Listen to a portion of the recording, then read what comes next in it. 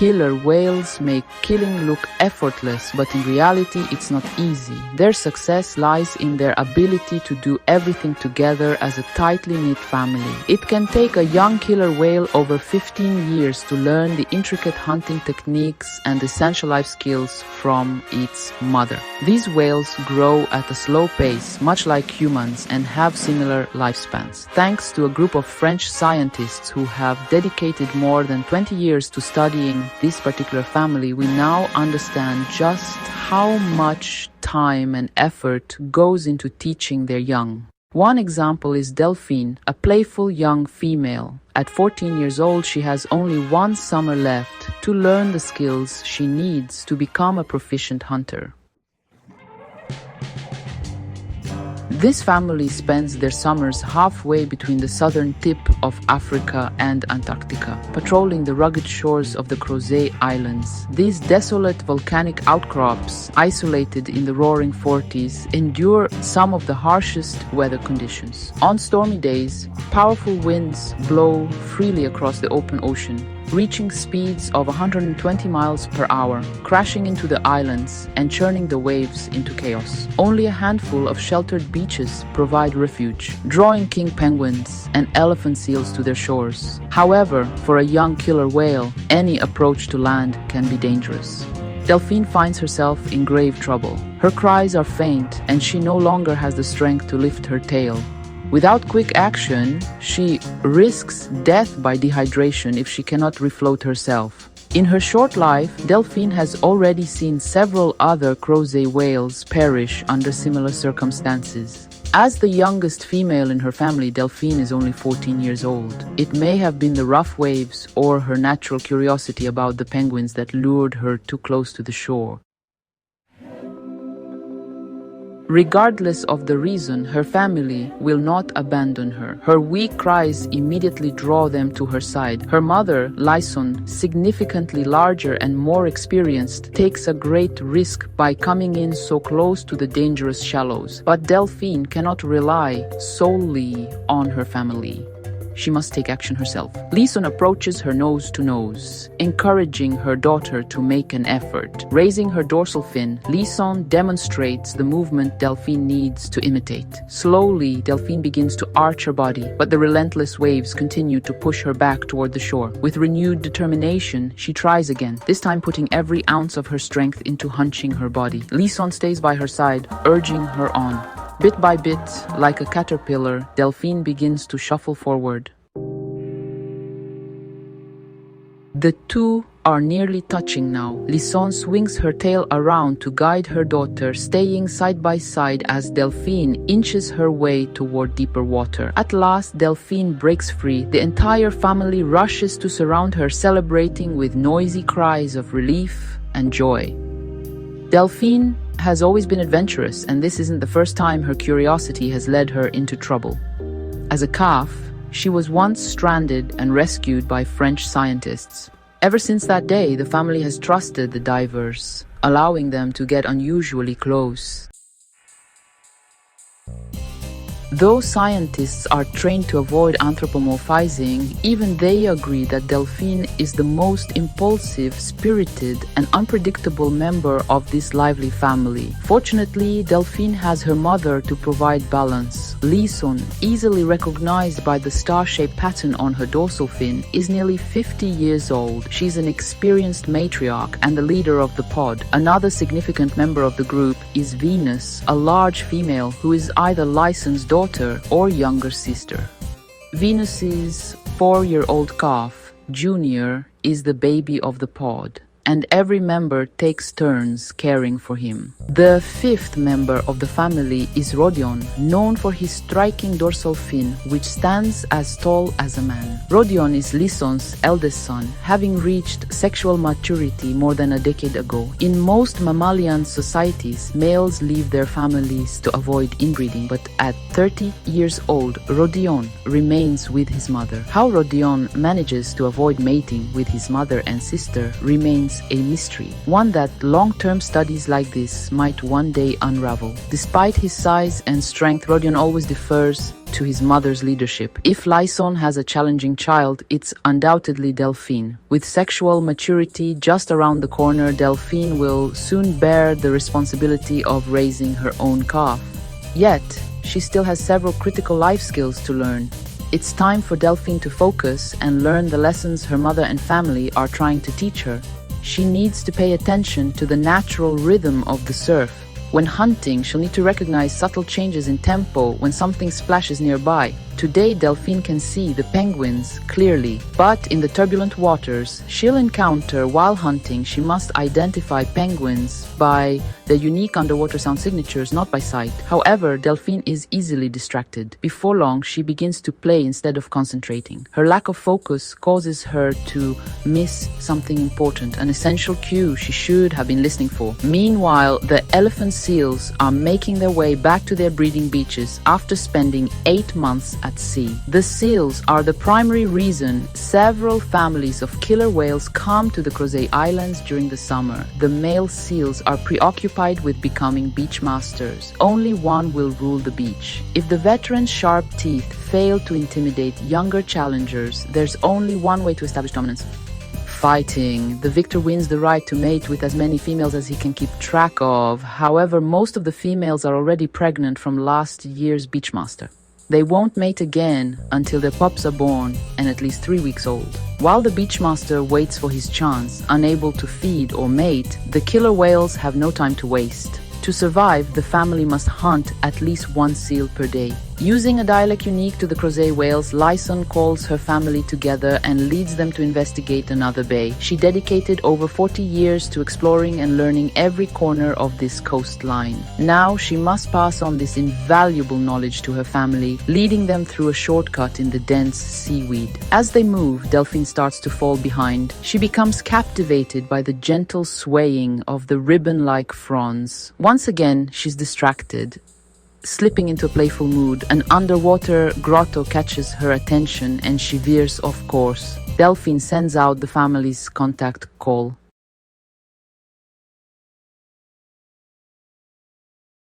But there's no response. Picking up her pace, she swims faster to catch up, only to find herself entangled in a thick bed of giant kelp. Lost and surrounded by a maze of seaweed, Delphine begins to cry out for help, but all she's met with is a wall of silence. For a young killer whale accustomed to the constant reassuring sounds of her family, this silence is akin to being trapped in darkness. Delphine cries out again, repeating her distinct distress call. This specific call is designed to carry through dense seaweed, traveling up to 3 miles or more. Her family, cruising at around 10 miles per hour, could easily be out of range. Suddenly, they turn in unison. They've heard something. Lyson, with instinctive certainty, immediately knows which child is missing.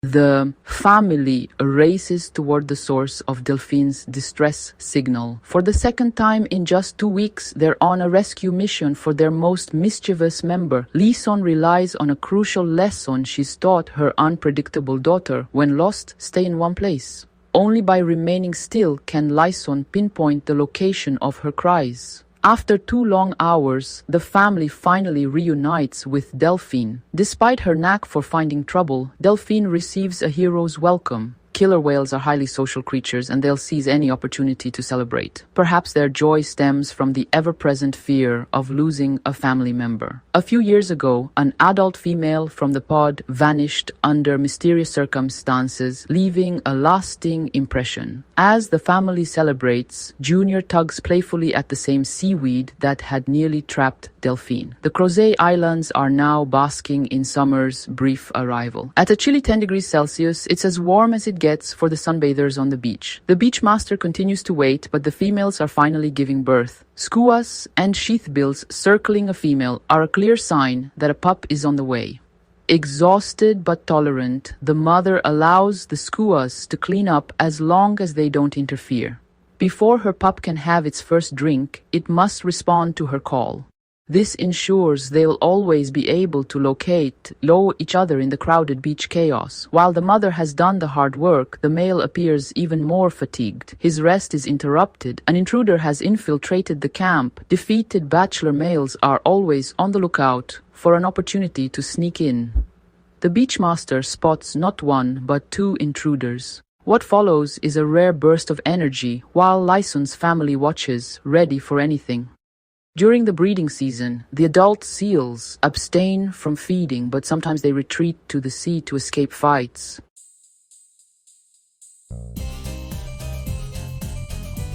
One young female, recently reaching sexual maturity and without a pup to anchor her, is the perfect target for the bachelors. The beachmaster claims her, but in his eagerness, he moves too quickly. Just a few more seconds and they both have escaped the treacherous surf. Meanwhile, Lyson and Delphine dive stealthily beneath the surface. Farther out, Rodion and Junior revealed themselves, serving as a distraction. Tiny Junior spy hops, playing his role in the ruse. The females silently approach the seals in perfect formation, hidden until Delphine briefly surfaces for air. The seals remain oblivious, too preoccupied to notice the lurking danger. However, Lyson's fin breaks the surface too early. The water is dangerously shallow and she can't risk her daughter stranding again. The family retreats, ensuring the seals see them leave. The coast appears safe, but an inexperienced female seal hesitates near the water to avoid another fight.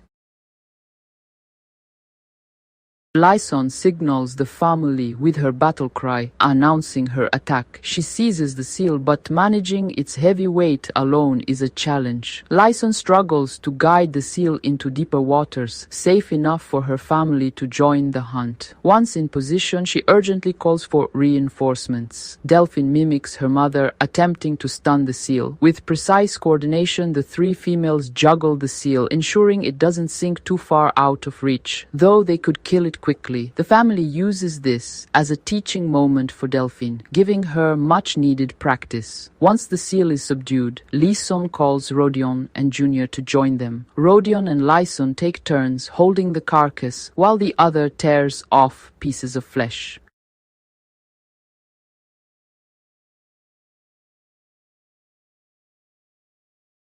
Venus breaks off a chunk to feed Junior, who still depends on his mother to deliver food directly into his mouth. Finally, Delphine gets her share, scavenging the last remaining piece of fin. Their orderly feeding avoids the noisy squabbling that might alert neighboring pods.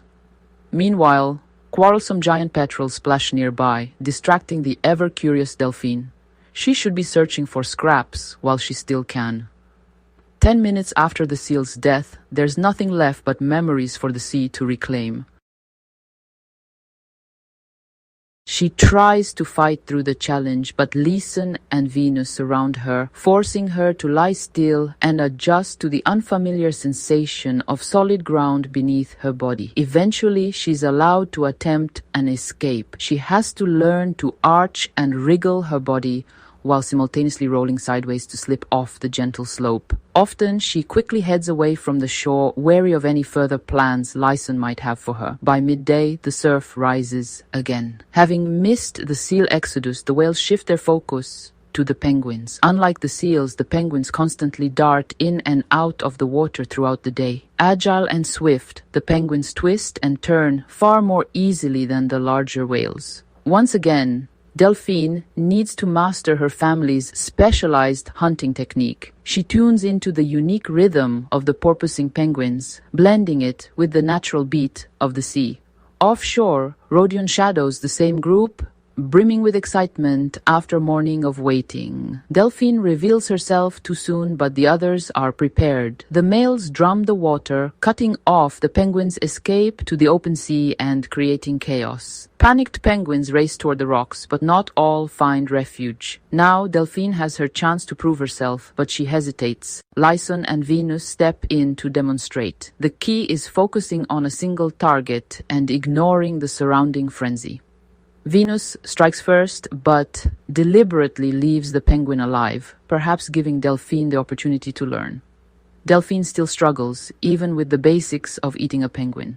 If she's not careful, she ends up with nothing but feathers stuck in her nose.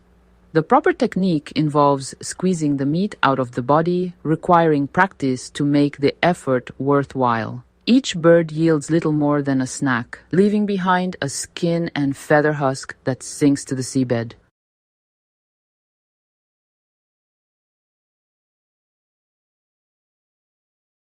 The family often catches up to 25 birds during a single panic-induced frenzy, leaving a trail of carnage on the ocean floor. In the peak of summer, this isolated place can experience all 4 seasons in a single day. A sudden temperature drop is harsh, even for the penguins. The whales are shielded by the sea's stable temperature, but their warm breath, visible in the frigid air, reveals their positions to any alert seals. After the storm passes, the distant calls of another killer whale pod reach them. Lyson's family recognizes the dialect, likely knowing who is calling and why. Without hesitation, they pursue the sound, unusually led by Rodion. While he speeds ahead at 25 miles per hour, the adult females trail more slowly, ensuring Delphine and Junior stay safely within the group. Pods in the Crozet region are typically small, with 5 to 8 members. Such cries usually indicate that the pod has located prey too large for them to handle alone and is summoning reinforcements. Rodion soon spots a pod of 7 whales in a hunting formation. Scavenging seabirds suggest they've already made at least 1 kill. However, something distracts Rodion. Remains of a Manke whale calf lie in their path. The other pod likely abandoned the calf to chase its mother. To everyone's surprise, Rodion nudges the carcass, trying to lift it, perhaps to present it to the approaching females. It's almost as if he's seeking his mother's approval. Lyson investigates and seems to approve of his find. Captured on camera for the first time, the behavior confirms that these predators sometimes scavenge, a rarity likely due to the usual quick disappearance of carcasses into the depths. The family's decision to accept an easy meal reflects their adaptability and intelligence. They feed in unusual silence, wary of attracting nearby whales. Yet, Delphine disrupts the quiet. Lyson moves the carcass away from her daughter, teaching a lesson. Cautiously, Delphine approaches again, this time without causing a disturbance. It takes the family about half an hour to strip the bones clean. Though she manages to behave during the feast, Delphine is the first to release her pent-up energy afterward. Back on the beach, the melted snow reveals playful seal pups, now left to fend for themselves as they transform puppy fat into insulating blubber. One pup becomes the target of an assertive penguin, with no parents around to mediate. Delphine, meanwhile, practices her beaching skills alone, undistracted for once. Soon, the seal pups will leave and the chance to hunt them will vanish until the following year. As she approaches adulthood, Delphine must perfect this challenging technique, essential for passing it down to her future offspring. Confident in her progress, she playfully chases penguins near the shore, embracing her last summer free of responsibilities. In the nearby river, seal pups turn their swimming lessons into games, riding the current downstream before paddling back to repeat the fun. Yet each year, some daring pups are swept out beyond the point of no return. Lyson, ever watchful, signals Delphine to hold her position and wait. Hidden from view, the family prepares to strike, but Delphine's impulsive nature gives them away. She swims off, leaving the others to continue the hunt without her. Eventually, Venus and Lyson trap a pup, with the rest of the family assisting. Delphine, as usual, has ventured off on her own, attempting to catch prey without help. Her efforts pay off when she finally succeeds, but requires reinforcements to finish the job. Lyson answers her daughter's call and joins her. For the first time, Delphine contributes meaningfully to the family's meal, marking her transition into a capable killer. With her assistance, the whales will enjoy a bountiful feast for weeks to come. As winter approaches, Delphine might seek a mate. Will she curb her adventurous nature for a long courtship, or will the whales opt for brief flirtations and part ways afterward? Many questions remain unanswered about these mysterious creatures. For now, the whales retreat back to their element, their connection to land severed until the seals return. As summer ends, our glimpse into Delphine's life draws to a close. Until the family reappears, their activities during the 7 months of absence remain a mystery.